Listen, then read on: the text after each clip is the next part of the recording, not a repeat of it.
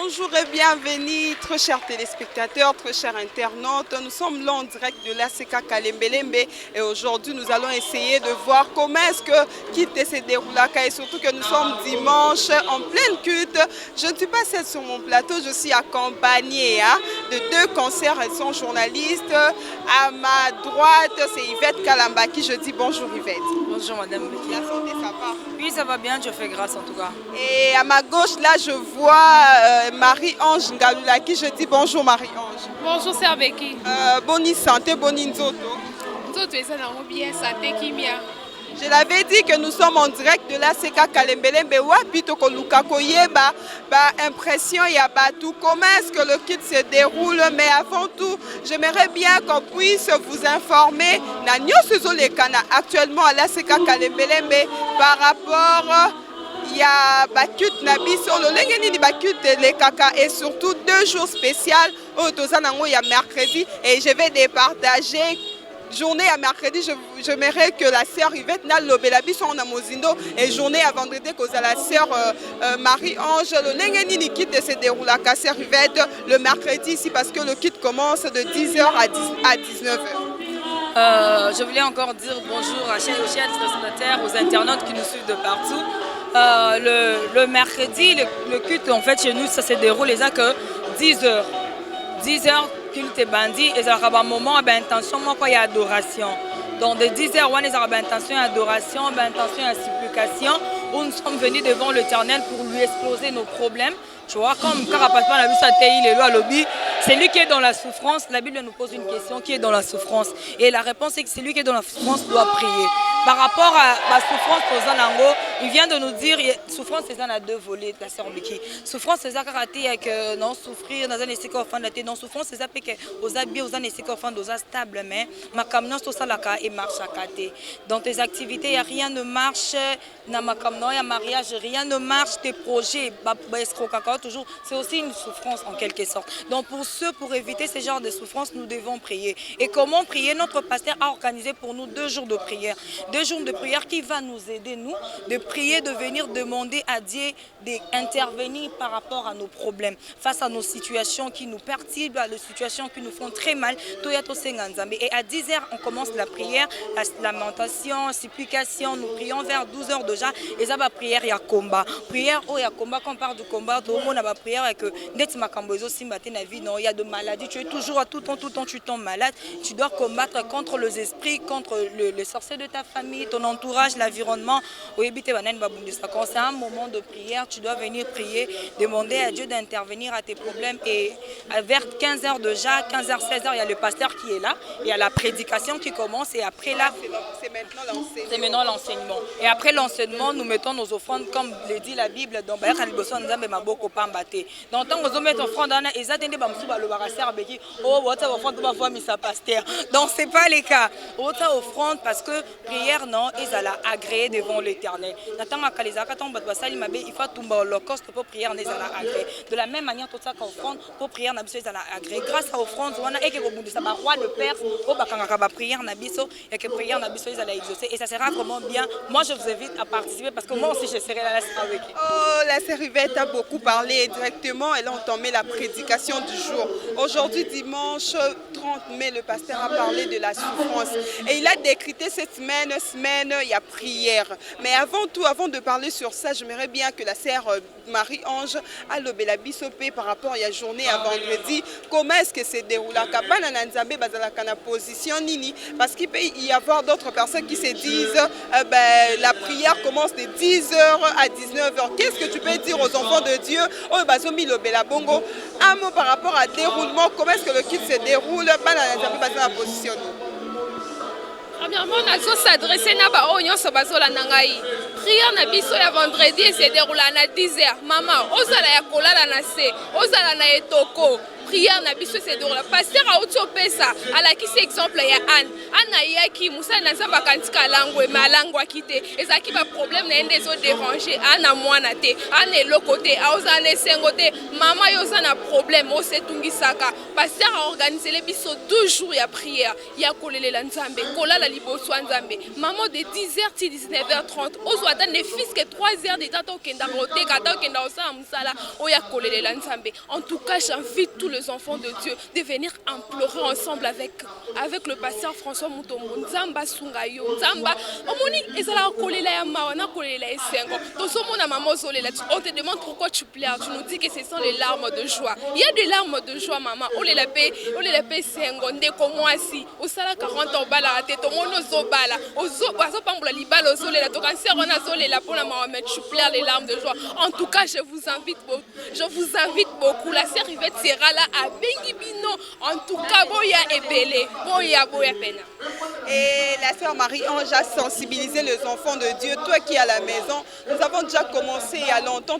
Qui na semaine à lamentation. Et là, nous avons pleuré devant Dieu. Après semaine à lamentation, côté qui bon na semaine il y a repos. Tosera qui nous a mis après sa vie au repos. Et après semaine à repos, et là qui semaine il y a bénédiction financière et matérielle. Tosera qui na nzambe après sa vie au mbongo. Apambo la biso. Sœur Yvette, est-ce que réellement pendant ce temps tu avais aussi le temps il y a la bénédiction financière et matérielle? Oui, bien sûr qu'il faut poser la temps la bénédiction financière et matérielle. Parce que la Bible elle-même dit, mais comment ça fait-il la réalité de choses nous voyons autre chose? Et comment donc si le grand synonyme frère et frère on lit Bible là le banzambe. Donc on doit chercher maintenant à changer cette façon de voir les choses chez le gens. Vous voyez un peu. On doit changer cette culture. Et comment le changer? On va le changer en priant. On va les changer en demandant notre Père qui est au ciel. Parce que quand il nous avait appris à prier, il a dit demander en disant notre Père qui est au ciel. Donc c'est qu'il reconnaît lui-même qu'il est notre Père. Comment je suis une fille d'un ministre et non un amour? Ça ne se fait absolument pas. Dans un mois, un président, mais avant de voyager, donc de la même manière, de la même manière, nous devons aussi jouir de l'héritage qui est aux cieux, tu vois, chez notre Père Céleste. Voilà pourquoi on doit avoir le temps. Il faut, bon, ça c'est en passant et puis en blaguant aussi. Là, c'est que ça va Internet, ça ok. Et tout. J'entends quelque chose aussi, toi aussi c'est ton mauvais comportement là qui tue. Tu as un problème, tu ne pries pas. Tu as un problème, tu peux en dire à tes amis. J'ai un problème comme ça, je ne vais pas voir Marie-Ange, j'ai des problèmes. Non, la meilleure façon, quand tu as un problème, va voir Dieu, comme vient le dire notre concert Marie-Ange. Surtout que cette semaine, c'est une semaine de prière. C'est une semaine de prière. Notre pasteur a dit dans la prédication du jour que la souffrance ne pas seulement manquer le mariage en tout cas. La souffrance ne pas seulement ne pas avoir des enfants, mais la souffrance est aussi liée dans des choses personnellement dont nous ne voyons pas, mais physiquement la personne est en train de souffrir. Marie-Ange, cette semaine, c'est une semaine de la prière. Qu'est-ce que tu peux dire aux enfants de Dieu qui sont en train de te suivre? Selon prière, la prière, Papa Lobi, s'il y a Dieu dans la souffrance, il faut prier. Vous avez recommandé la bande à Zambénini, la semaine à prière au Tobandile. En tout cas, je les invite tous. Baya ko palper loboko na nzambe baya ko se manifester liboso nzambe en tout cas baya ko lelela nzambe baya ko implorer na miso nzambe batalisa eba problème pour mutu aza mutu okolela nzete kwei okotambola na mai echolaka mais le seul oyo aza na liloba suka na vie na biso c'est toujours le tout puissant otoko se confier bana otoko lobela makambo na biso nyonso. En tout cas je vous invite beaucoup bino nyonso bozolandanga. Moi je suis Dilanzo Lantia la Seka Kalembe. Nous sommes là pour vous. Donc nous sommes là avec vous. En tout cas, je vous invite. Et là, à présent, nous allons passer à l'interview des enfants de Dieu, de fidèles, pourquoi pas de serviteurs aussi, qui ont eu à suivre la prédication d'aujourd'hui, dimanche 30 mai, et aussi la compréhension, sensibiliser aussi les enfants de Dieu par rapport à la journée d'Abisso et à mardi. il y a mercredi pardon na vendredi ba kit na biso zo banda de 10h à 19h ezali bongo chaque semaine tim na mois ya décembre c'est le pasteur François Mutombo voici l'homme de alobaki que ba journée oyo ya mercredi na vendredi donc otika to ba boye kino décembre pour la kosunga bana na nzambe et surtout que c'est une semaine de prière pour la kosunga bana na nzambe baye ba ko conquérir pour essayer bango ba kozwa avec force ferme assurance nous se doit parvenir na bango. Nous laissons la place d'abord aux interviews. Vous êtes d'accord avec moi, non? Avant de laisser la place, je dois marteler sur une chose. Les gens qui bazana baolanda biso, baala babobenga biso ka poto ya to sambela nzambe pour la santé, pour la lupangu, pour la bien matériel. Menga na bela na ngate, nazana nyonso, nazana ba médecin na ngai, mais okoyo sambela pe pour la vie éternelle na yo. Okipe koya ko sambela nzambe a réservé leur place ya que le lot asoko zate, ya que le lot zate bana na batika la paix derrière yo, ya que le lot asoko zate OK, nzambe a réservé leur place mon ka bien la vie éternelle. Et il faut pas oublier cette chose, c'est le ko ba chrétien ba bossa na mingi. Le lot ba chrétien mi to komaka ko la bien matériel mais le cieux aime surtout comme ça en na dernière place mais il faut beaucoup aussi quelque chose. Par rapport à ça, j'aimerais aussi ajouter quelque chose. Tu sais, il y a des choses qui nous arrivent dans la vie, hein. On se dit bah c'est normal. Et le koyo monaka normal wana o médecin biso OK eko simba susute ou soit obi na famille na biso to bala kate to bongaka te to kendaka liboso te, tu te dis à grande sœur kutuna no akenda te bongana se précipiter na kende. De toi-même de fois et arrivaka on s'est posé des questions mais il y a une voix qui monte en toi et dit c'est normal, vous devez vivre comme ça maman Yaka. Par rapport à ça, par rapport à Moussala, il y a une nuance, peu importe. Maladie. Poussana, mercredi na vendredi, c'est la journée de prière au de 10h à 19h dans la présence de Dieu. Marie-Ange, tu as quelque chose à ajouter pour laisser l'espace aux fidèles de dire quelque chose par rapport aux 2 jours? Le fidèle, qui tient kozala te, maman sokoza liputa na yo, etoko na yo, soko moni ata omema ba charge te lala na se, bilambe somba mutu te, bilambe somba mutu te, prophétie kozala peut-être nzamba kozala pona ki yo jour wana ba prophète balakisa, batalisa vie na yo. Maman Yaka, les enfants, na bana mikie, na bande kono bazala nanda kuana sensibiliser bango, boya kolanda, boya kosambela. Merci beaucoup mes très chers consoeurs. On se retrouve après cet élément, 2 interviews de fidèles. Merci. Bonjour maman. Comment on a Chimpa Kasami? Chimpa Kasami.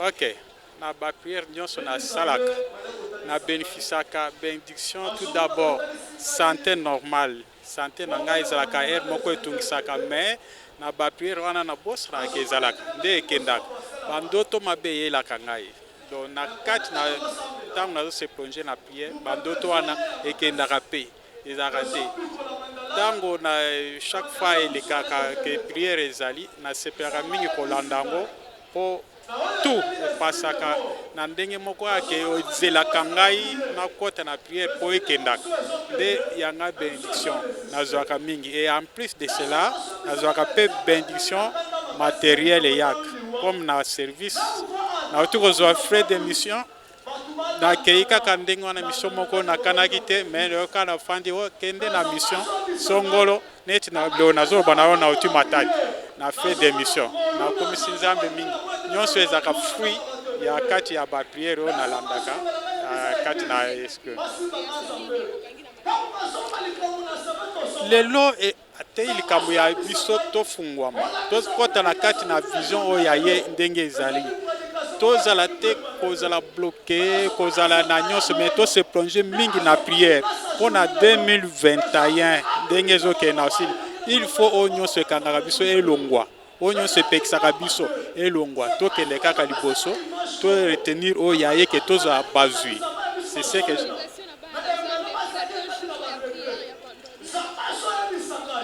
nazosenga bana nzambe nyonso baya kovivre bonheur oyo biso tovivaka awa oyo nyonso toza kozwa comme bana nzambe na prière baya baya oyo nyonso ayoki mpe mpona moninga ayebisa mpe moninga nde eloko nazoswete mingi mpona bana nzambe bayaka balandaka bazangisaka te moto akreye ta na ye na ndenge nyonso ayaka alandaka ayokaka abikaka lokola nga. Merci. Bonjour.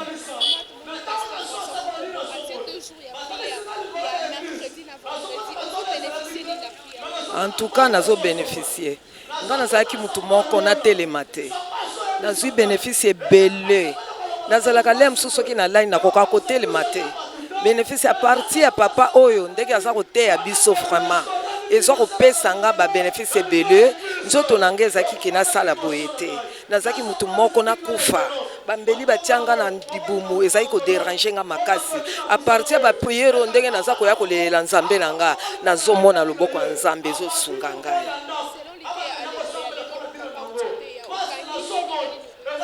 Bon oyo papa te lelo nakangi ke famille na ngai banonga na boti nalingi souffrance na kati ya vie na ngai te nzambe apesaki ngai bana pona bénéficier na bango na lukaki bango na mbongo te na kisi te selon nzambe apesi nga na bango naza na besoin ke libota na nga epambwama nazala bien na vie na nga na longola souffrance elongwa na kati na vie na ngai nazala bien na bénéficier loboko ya nzambe po bano bapesi nga na bango bazwa natangisi bana na nga basusu basisi classe bamususu baza ba université naza kozwa mbongo pona ko kosunga bana na ngai wana.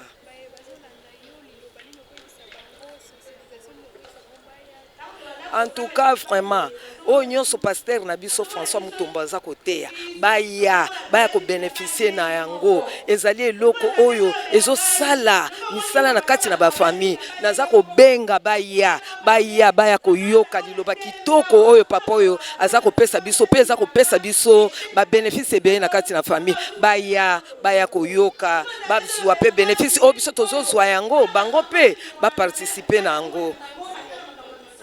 Merci. Bonjour. Combo Wifi Mukadi.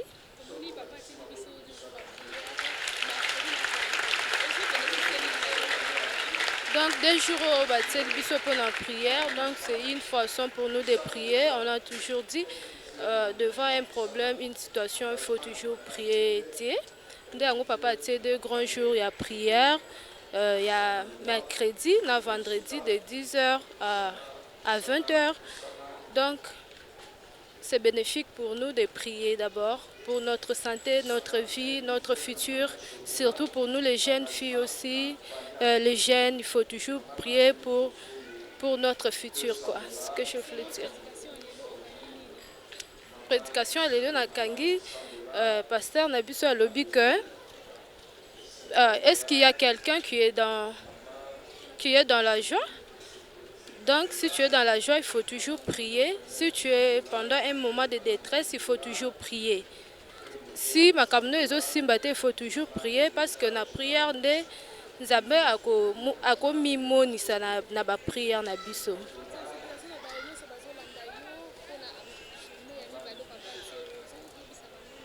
Naso ebisa bango en tout cas. Baya na prière, baya kolanda prière, batunyo so bazo landa biso en ce moment.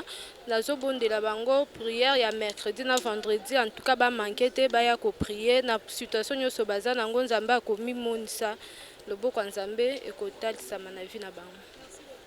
OK, merci. Maman Jeanne. Bonjour maman. Bonjour. Maman Kombonel. Maman Jeanne. Maman Jeanne, ton moni papa teli biso 2 jours à prière mercredi na vendredi. Ozo bénéficier ni na ba 2 jours wana. Nazo bénéficier makambo malamu. Prière yango eza bien. Eza prière moko ezo fungola makambo ya famille o ebatamaki. Ezo fungwama. To sepeli na 2 jours wana sali ya mercredi na vendredi eza journée moko ya bien. Ezo bénéficier tozo bénéficier yango na makambo ebele. Na ba lien ya famille ndenge tokangamaki makambo ezali kofungama te à partir ba prière wana tozomona makambo ezofungama bato bazobika bao bayaki na malade bazo comme bonne santé yango na sepeli na 2 journées wana. Nakangi likambo alobi ke il faut pas souffrir. Il faut combattre molimo à souffrance. Vie à souffrance eza vie moko mabe. Il faut kangama na nzambe kosambela makasi pona kolongola vie à souffrance.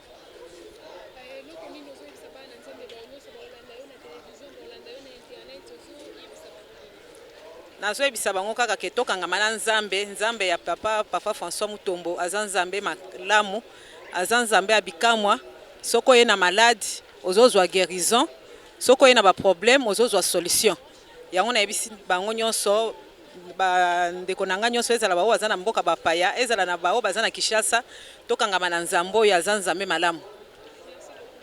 Merci.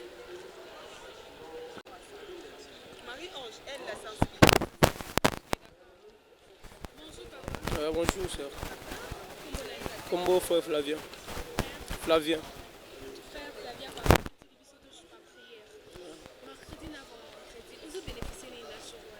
Bon, en fait, bénéfice d'abord, ils ont la prière d'abord, et en plus, on a un sujet prière. On a un sujet prière.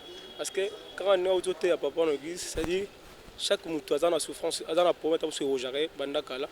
Ils ont un bon hôtel, ils ont peut-être des lots au monde. Il y a d'autres gens, ils ont un noce, mais ils ont toujours un problème de ranger. Mais dans la prière, ils sont peut-être au téléphone, ils ont une prière, ils ont une solution. Bon, on a d'abord détermination personnelle. C'est-à-dire, tout ça a confiance. Bon, confiance, il faut pas passer dans le mais il faut des fois soit détermination. Dès qu'il y a un problème, la présence en Zambie dans la solution, avant que peut-être ça ne soit pas le bon.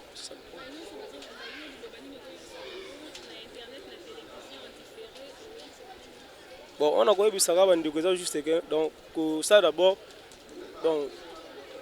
d'abord comprendre d'abord le problème dans ce dérange quand il faut la décision pour te mettre au centre pour nous apporter une solution. Ça on a le merci. Bonjour. Kombo nanga Marès.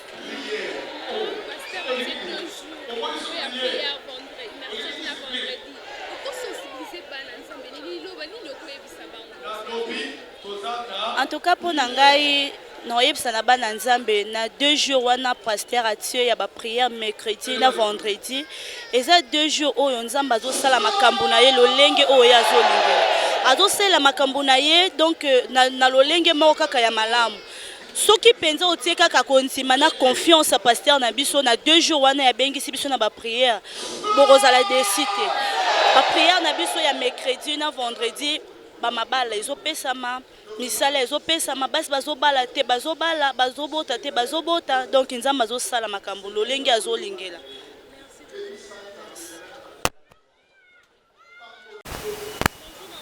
Bonjour Yaya. Maman Lusola Nzambi Élysée.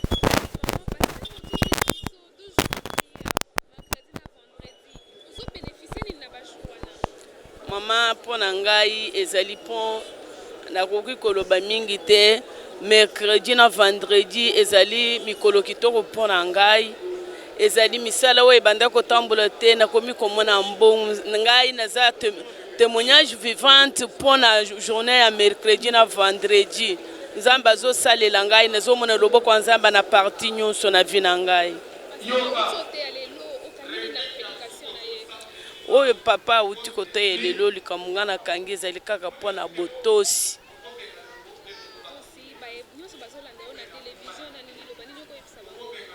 likambo oyo nga nakoyebisa bao nyonso balanda nga na moma oyo nyonso akoyoka liloba na ngai en tout cas pardon tosangana na kati na mikolo oyo po toza na période mabe vendredi mercredi eza mpona biso bana nzambe etangi te ke eza ka mpona mondimi songolo me eza na mutu nyonso atangami kazali mwana nzambe aya kose retrouver na oyo aza nango. Bonjour, kombo na ngai Johnson Lukunga.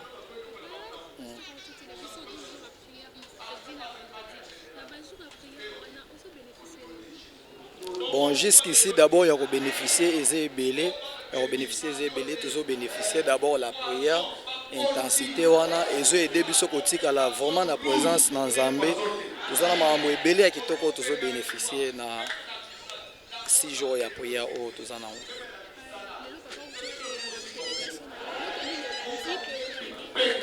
La prédication à l'élo, et qu'on a retenu eza que ce qu'on a dans la souffrance, au lieu au milieu il faut qu'on mette la présence dans Nzambe parce que aujourd'hui, si quelqu'un parmi vous est dans la souffrance, il y a une question à poser.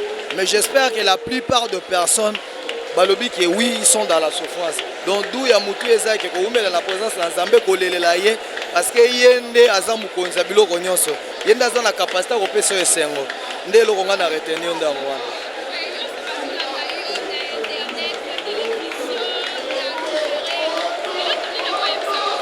eloko on a koyebisa bango ezaki nazo inviter tous les jeunes, nazo inviter ba jeunes garçons, ba jeunes entrepreneurs.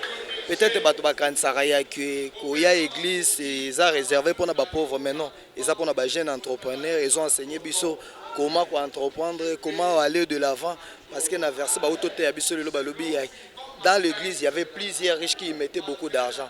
Donc l'église est liée pour les pauvres, est liée pour les riches, na bato bayaka kozwa la sagesse pour que lobby même sur ozana bambongo, même sur ozana ba moyen, mais il faut avoir la sagesse pour que yebandenge nini ya ko kamba bozio zana ngo.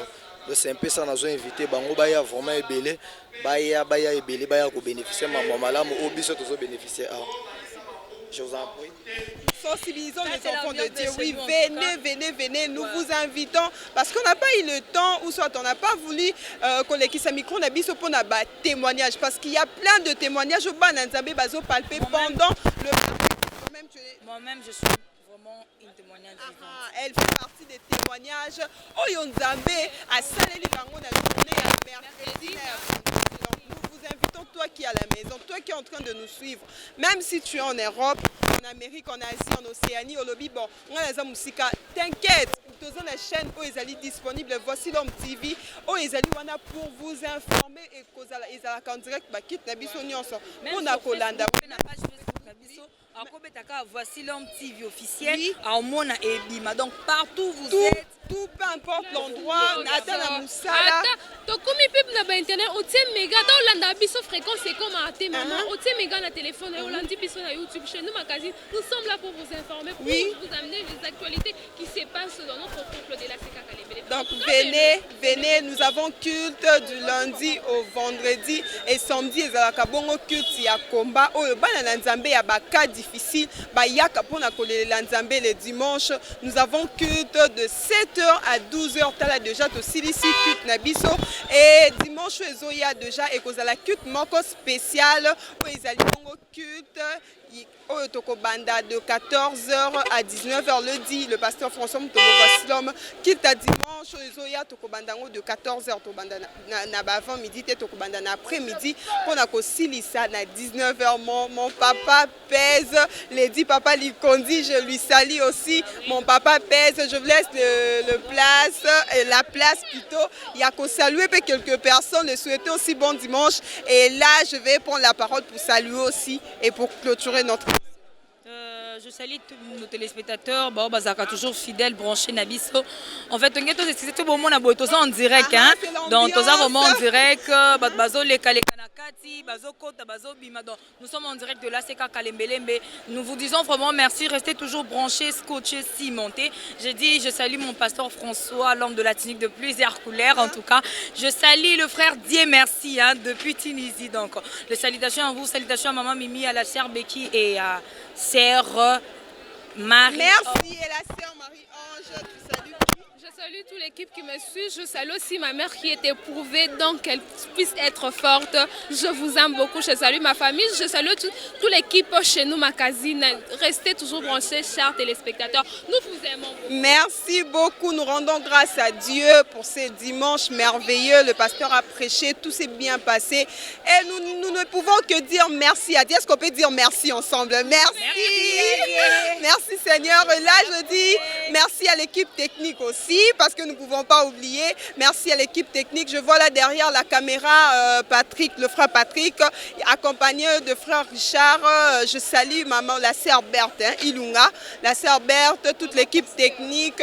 Au micro là, c'était Becky Kabongo et accompagné de mes deux consoeurs Yvette Kalamba et Marie-Ange Ngalula. N'oubliez pas de vous abonner sur notre chaîne YouTube et sur notre page Facebook Chez Nous Magazine TV, chaîne YouTube Chez Nous Magazine TV, page Facebook Chez Nous Magazine officielle. N'oubliez pas de vous abonner pour ne rien rater en ce qui concerne la Seka Kalembelembe, nos programmes, tout ce que nous sommes en train de faire. Et maintenant là, nous vous disons au revoir, nous vous disons bye ensemble avec mes consoeurs. Bye bye, à la prochaine. Au revoir.